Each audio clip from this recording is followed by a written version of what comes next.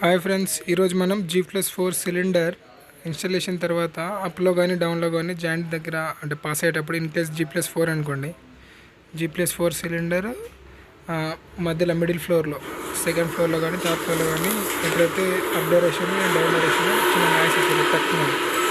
అట్లాంటప్పుడు మనం cylinder alignment check చేయాలి.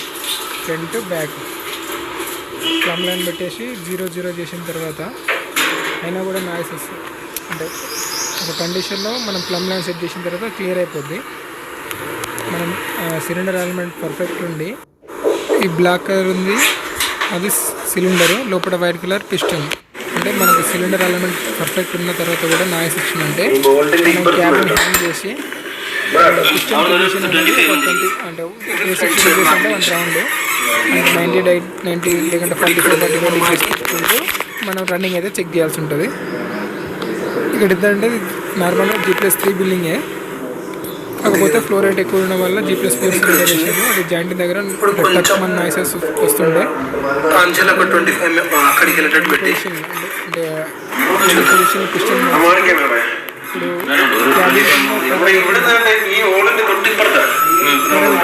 రూప్ అనేది లూజ్ అయిపోయింది.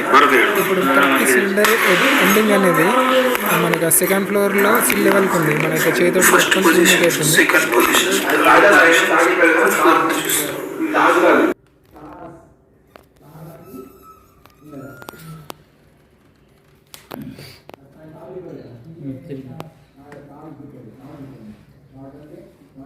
క్లీనింగ్ అవుతుంది. చూసి ఓకే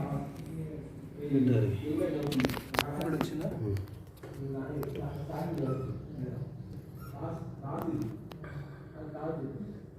ఇంకొక 5 minutes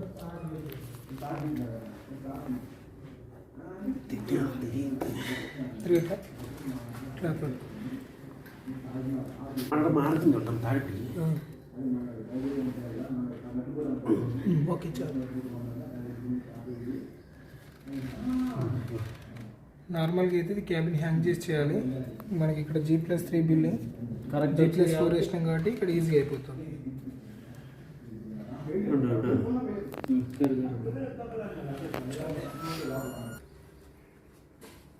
G+3 బిల్డింగ్కి G+4 సిలిండర్ వేసినాం. ఇక్కడ ఏమైందంటే ఇక్కడ సిలిండర్ హెడ్ దగ్గరనే మనకి ఇక్కడ ఫ్లోర్ వచ్చింది కాబట్టి క్యాబిన్ హ్యాంగ్ చేయకుండా కూడా ఇది చేయగలుగుతాయి. ఎట్లా అంటే క్యాబిన్ కింద ఒక చిన్న కర్ర పెడితే మనకి రూప్ అనేది లూజ్ అయిపోయింది,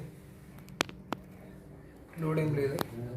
ఇట్లాంటి కండిషన్లో ఇక్కడ మధ్యలో ఈ మధ్యలో పెద్ద బోల్ట్ లూజ్ చేసుకుంటే జస్ట్ పిస్టన్ చేతితో తిప్పిన పొజిషన్ మారిపోద్ది. ఇప్పుడు 3 పొజిషన్ చెక్ చేసినాం, 4 చెక్ చేసి మళ్ళీ చూస్తాం. ఇక్కడ థర్డ్ పొజిషన్లో సౌండ్ 95% అయితే పోయింది. మళ్ళీ 4th పొజిషన్ చెక్ చేస్తే మళ్ళీ డబుల్ అయిపోయింది. అక్కడ థర్డ్ పొజిషన్ చెక్ చేసాము. వీడియో నచ్చితే లైక్ చేయండి, మన ఛానల్కి సబ్స్క్రైబ్ చేయండి. Thank you for watching.